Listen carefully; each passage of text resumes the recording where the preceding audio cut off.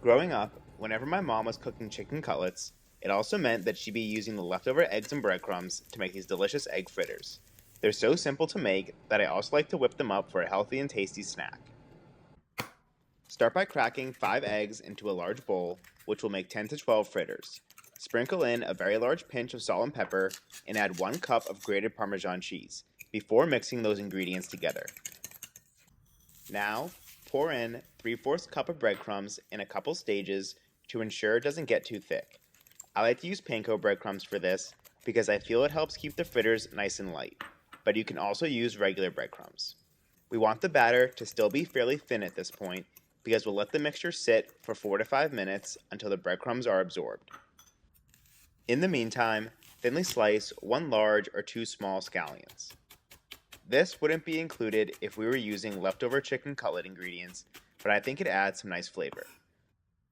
Also, finely chop a few tablespoons of fresh Italian parsley. You can add other ingredients like caramelized onions or pieces of ham or bacon to really spice things up. After a few minutes, you should see how the mixture has thickened up, but you still want it to be loose enough for it to easily fall off your fork or spoon. Now you can toss in the scallions and parsley and give it one final mix. In a medium-sized pan on medium heat, add 2 tablespoons of olive oil. With a large spoon, scoop up about 2 to 3 tablespoons of the batter and use the sides of the bowl to even it off into an oval-type shape. Carefully drop them into the pan, cooking about 5 to 6 at a time, but make sure they aren't too crowded because they will flatten out slightly. Once they're all in, you can nudge them around so different parts of the bottom come in contact with the pan and oil. Cook for about 3 minutes on the first side or until they're golden brown. Then flip them over.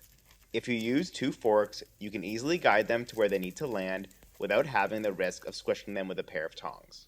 Let them sit on the second side for about 2 more minutes. Once they're finished cooking, take them out to drain on a piece of paper towel. The final result should be slightly crispy on the outside, and the eggs will make them puffy and soft in the center. Continue on with pan frying the next batch. Make sure to hit them with some salt as soon as they come out of the pan. As you can see, they're very easy to make, but are satisfying and delicious. You might not have seen this coming, but I like to have them with a little bit of ketchup and hot sauce mixed together. And of course, they would be great with marinara sauce as well. Please let me know your thoughts in the comments or if you plan on trying these out. Thank you for watching.